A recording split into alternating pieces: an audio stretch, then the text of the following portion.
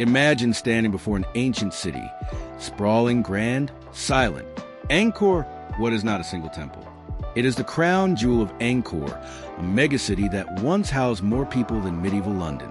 Its name means city temple, and it was designed to be just that, a microcosm of a universe.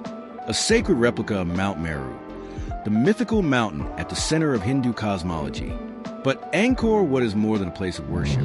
It is a symbol of ambition, empire, and divinity carved into stone. Built in the early 12th century under the rule of King Suryavarman II, this temple was meant to immortalize his reign and win favor from the gods. From the air, Angkor Wat resembles a mandala, symmetrical, ordered, divine. Its design is no accident. Every tower, corridor, and moat serve a purpose. The 5 central towers represent the 5 peaks of Mount Meru. The moat symbolizes the cosmic ocean that surrounds the world.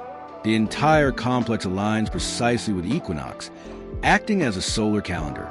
It spans over 400 acres. That's more than 3 times the size of Vatican City. And the stones used? Quarried miles away, each block weighing up to 1.5 tons.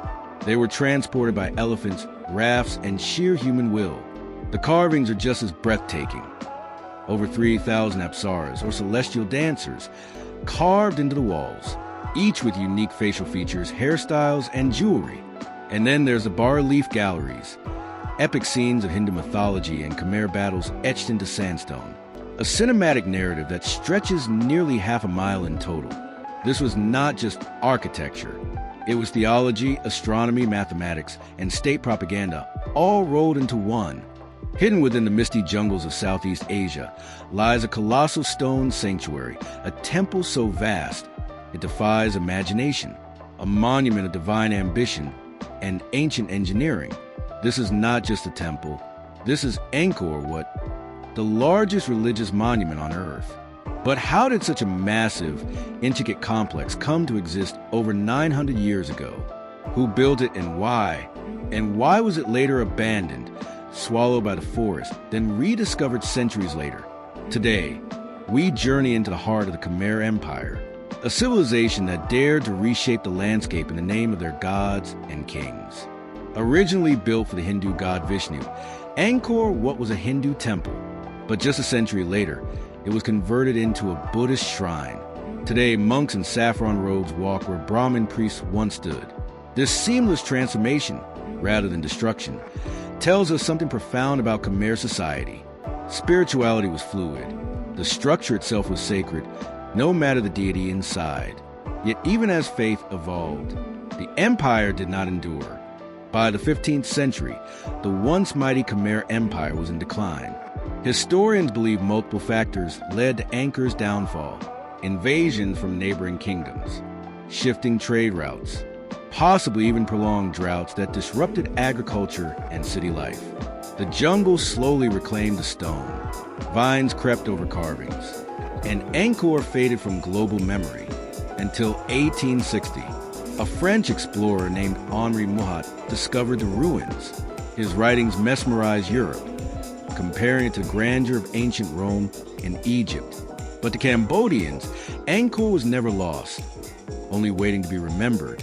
In the modern era, Angkor Wat has become more than a monument. It's a symbol of identity. It appears on Cambodia's national flag, currency, and soul, a beacon of resilience through colonization, civil war, and rebirth. Today, over 2 million people visit every year, pilgrims and tourists alike, drawn by its grandeur and its mystery. It is a World Heritage Site, yes, but more than that, it is a living temple.